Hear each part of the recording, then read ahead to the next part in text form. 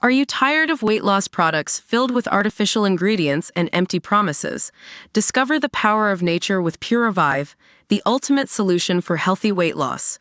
Check out the link in the video description now to start your journey with Pure Revive. Shocking new court documents detailing Rex Heuermann's sick alleged torture and murder playbook raises questions about his wife's alibi and points to the likelihood of even more victims, a lawyer with ties to the case claims. Heuermann, 60, appeared in a New York court on Thursday morning and was charged with 2 additional counts of murder, bringing the total outstanding counts against him up to 6. The hulking former architect was arrested last summer and later charged with the murders of 4 sex workers who were found bound and wrapped in burlap near Long Island's Gilgo Beach in late 2010. The women, known collectively as the Gilgo Four, were discovered next to one another spread evenly apart in overgrown reeds during a search for another missing sex worker, Shannon Gilbert.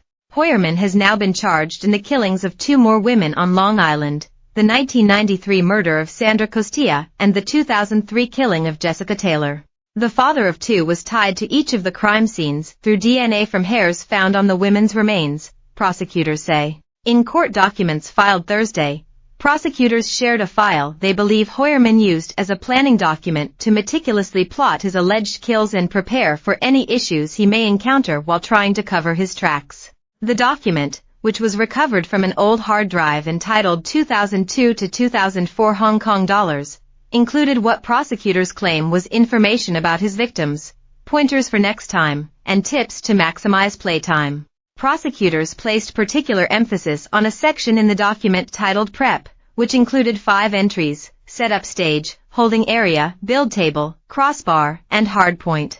The Gilgo Homicide Task Force members are aware that a crossbar is often placed underneath tables to provide further structural support for heavier objects being placed on a table, reads the court filing. Additionally, the task force members are also aware that a hardpoint refers, in the field of sexual suspension bondage, to a fixed attachment point in the ceiling that supports the weight of an individual being suspended off of the ground.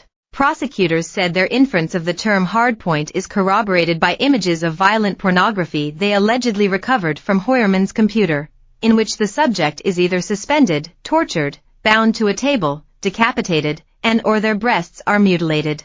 The theory worked by investigators in the court documents is that Heuermann acted on his violent fantasies by allegedly torturing his victims for an unknown amount of time before murdering them and disposing of their remains in a predetermined location. Officials believe at least some of the killings took place in Heuermann's family home in Massapequa Park. In the latest filing, as with the murders of the Gilgo Four, prosecutors said they believe Heuermann's wife, Asa Ellerup, and 2 children were out of town when all the killings took place, giving him unfettered time and access to the property, allowing defendant Heuermann ample opportunity to execute and clean up after these crimes. Heuermann was living with a different woman at the time of Costia's murder, but Ellerup and her children were vacationing in Vermont when Taylor vanished on July 19, 2003, according to phone records and witness testimony. Ellerup has not been accused of any wrongdoing and has routinely denied any knowledge of her husband's alleged crimes in various statements issued through her attorney.